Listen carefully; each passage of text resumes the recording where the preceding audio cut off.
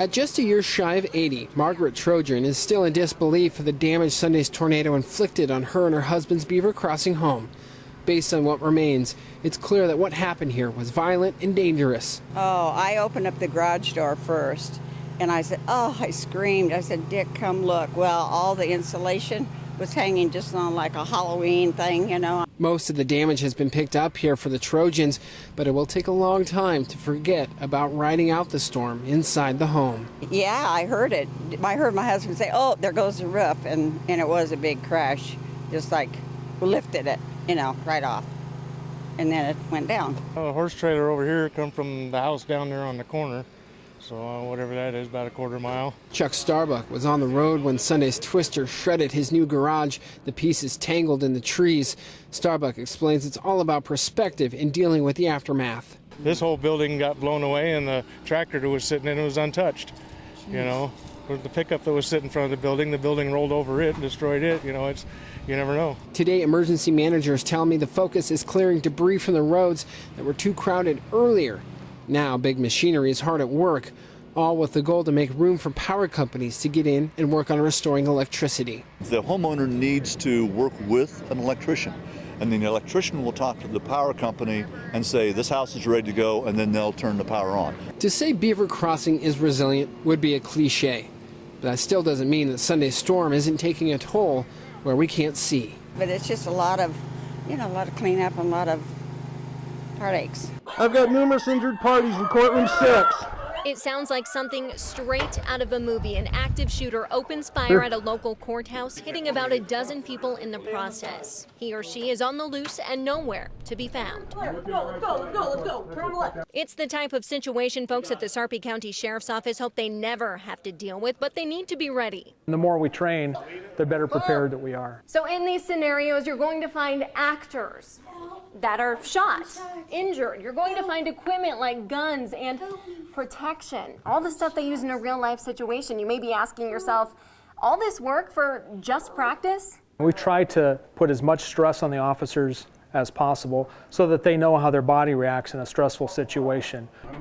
Sheriff's office coming out! But is it any match for the real deal? No, not wholeheartedly. Dale Lassonde, a deputy with the Sarpy County Sheriff's Office, was also in the Marine Corps for 21 years, so he knows a thing or two about active shooters. He says no matter how intense the drill is, nothing compares to the actual situation. But the more these guys practice, the better prepared they are. We want the community to know that we are training to keep them safe. With photographer Wayne Martino, Jessica Gill, WOWT 6 News. The Omahawks have been flying model airplanes for years. Now they're dealing with something new in the sky. Drones are becoming more popular with radio-controlled pilots, but the hobbyists say these machines are nothing new. It's been kind of an interesting phenomenon. What most people think of as drones have been around for quite a while. Hobbyists have been putting cameras on RC airplanes and taking pictures with them for decades. The Omahawks started their club in 1952. The 130 members fly all sizes of model airplanes and helicopters. And now the club is making room for drones. Here, they fly them safely and responsibly. They've been getting a lot of press because, like any piece of technology, it can be misused. You know, you can use a golf ball to play a game on a park, or you can use a golf ball to hit car windshields with. It just depends on who's swinging the club. Roland Lyons has been flying model planes for 15 years. Now he's picked up a new model to fly. When drones came out, it was just a little easier to fly and a lot more relaxing, and a lot of fun. The remote control pilots say the drones are just like model airplanes. The pilots who use them have to use common sense.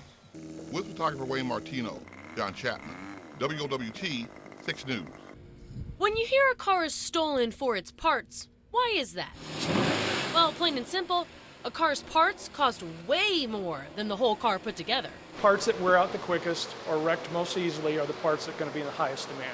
In the Metro, Omaha Police Officer Bill Fell says the two most commonly stolen cars are Chevy trucks and a Honda Civic. It's not a whole bunch of bolts in this. So what did we do? We went out, found a Chevy Silverado and a Honda Civic. Then we went through them part by part. We started with the Chevy. So just for the parts we looked at, and trust me, there are plenty more that could be sold and stripped off, The total comes to $17,000 in parts. That's $4,700 more than its Blue Book value. Then we moved on to the Honda. Headlights, $100 each. We didn't tag every part, just the most popular ones like the engine, transmission, doors, then punched in the numbers. Ooh, $8,400. That's a lot more. And found the grand total. In parts for the Honda Civic, $8,400. That's a $3,800 difference just for parts. Teaching us in this case, parts are actually greater than the whole. With photographer Wayne Martino, Aaron Murray, WOWT 6 News. A sound and sight. Too familiar to people here in Blair. As they try to recover, another storm moves through. Busted out all those windows and we're putting boards up finally. Lori Diggins shows us damage Tuesday's storm left behind. Just absolutely pouring down rain, and we were trying to get something on the windows to keep the damage down. They tarped the windows because local stores were out of plywood. This window here, look at the size of that hailstone that went through. Until Thursday. They're talking between now and Saturday, more severe storms. Terry Hansen is in town visiting. He helped his friend board up his home during Tuesday's storm. It could hit again. It's always subject to happen again. All they can do now is wait and see what happens. After seeing this damage, I'm going to be like hiding underground. That's scary. Thursday's threat of severe weather only brought with it heavy rain and some winds, and so the carnival is going off as scheduled for tonight and is expected to continue through the weekend as they aren't expecting any more severe weather. With photographer Wayne Martino, Jackie Ochoa, WOWT 6 News.